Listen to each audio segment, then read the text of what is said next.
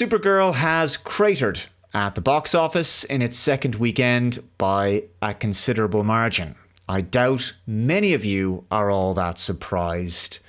This film has been a critical and commercial disaster and probably one of the biggest box office bombs that we've seen in quite a while.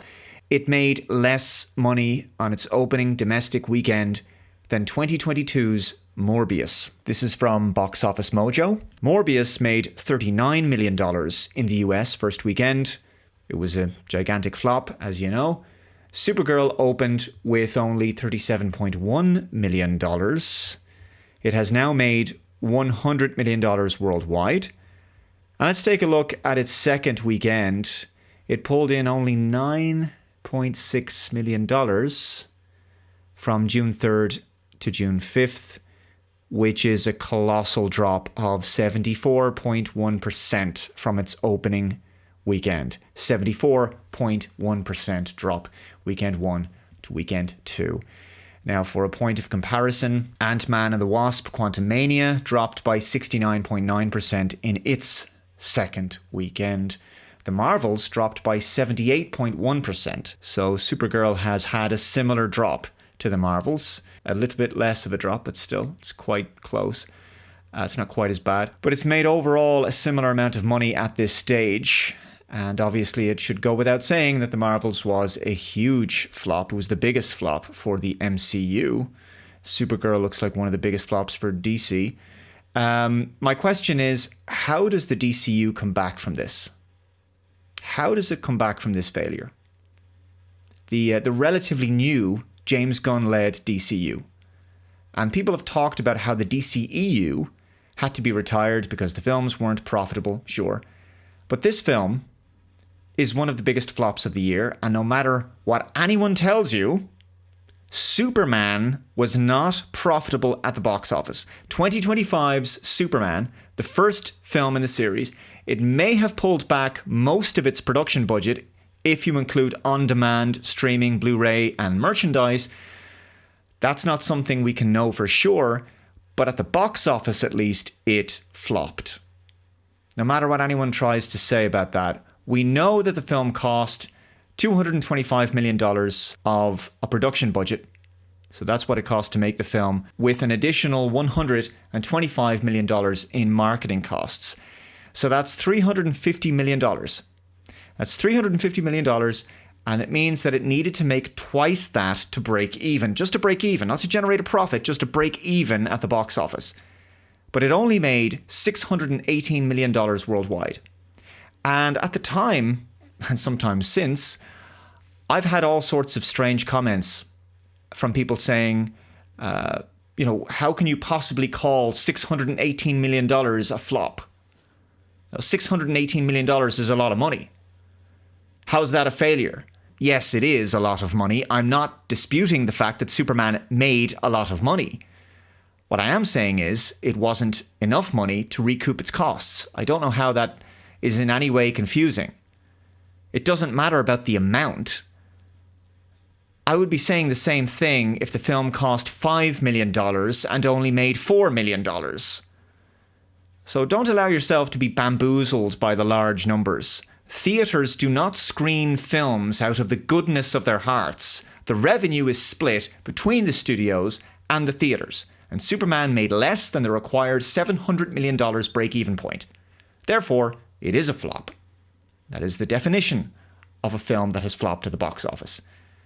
So the DCU began with a commercial failure. And now it's had an even bigger commercial failure with Supergirl.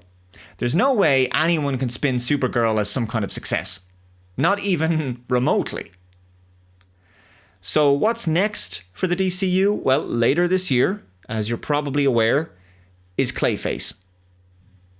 Clayface is the next DCU film, and there's been a trailer released for this film already. Who is Clayface? I didn't know who it was before the trailer came out. I'm not a reader of comic books, and what I would say to people is these films do have to stand independently of the actual comic books. Because most of the people going to see these films most of the general audience, I count myself among them, are not familiar with the source material of the comic books. And quite honestly, you shouldn't have to be familiar with the comic books in order to appreciate the films on their own. The same is true for television shows. Well, Clayface is, I would say, a relatively unknown Batman villain to most people. Known, of course, to fans of the comics, but not known to general audiences. That's not something that can be disputed. And so why make a film about a relatively unknown Batman villain? Or a lower level Batman film? Joker, I get. There's a Penguin TV series, that I get.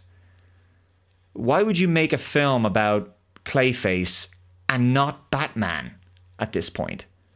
I mean, surely when you're launching a new franchise, you'd want to focus on making films with your big guns first, your well-known superheroes first. So your Supermans, that's done.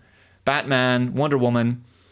But instead, with the DCU, we've had a Peacemaker TV series, Supergirl, who, has had a TV series of her own. There's been a Supergirl film in the 1980s, but she doesn't have the kind of draw of, say, Wonder Woman. The Supergirl film from 1984 was not successful at the box office either. But at least Wonder Woman, as a character, has had one box office hit to her name, albeit in the DCEU. And so later this year, next up we're going to have Clayface. Clayface is an interesting choice, but of course you have to keep in mind that they were considering doing a film about the Authority. The Authority, now that is quite niche. Thankfully, that was scrapped. I don't think that would have worked particularly well. But yeah, the new Wonder Woman film, which is apparently due out in 2028, I think that's the earliest that I've heard, it's to be written by the same writer as Supergirl, Anna Nogueira.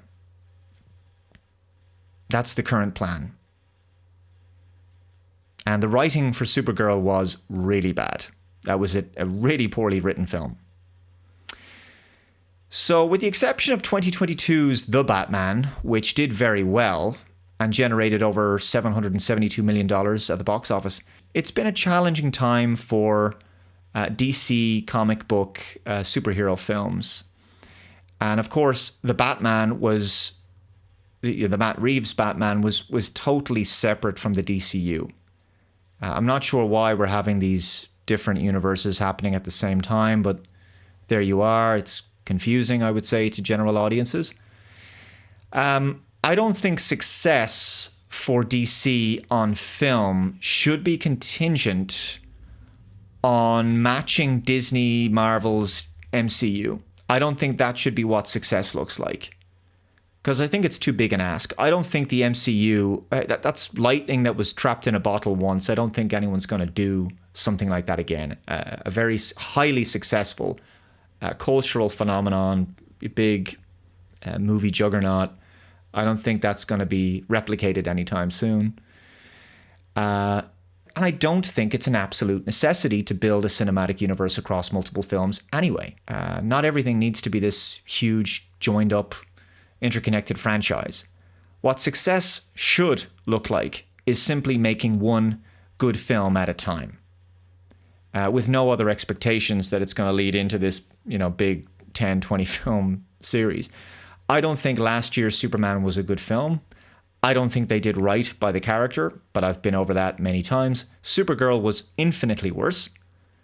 Man of Tomorrow, a Superman follow-up, that's on the way. I doubt they've been given much of a reason to course correct when it comes to that film. So I am expecting more of the same.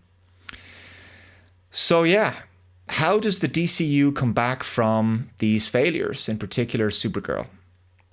I'd love to hear your thoughts in the comments below. If you haven't already, please subscribe to Computing Forever. Remember to hit that notification bell to be notified of future updates on the channel. Hit that like button, share the video out there. Take care. I shall see you in the next video.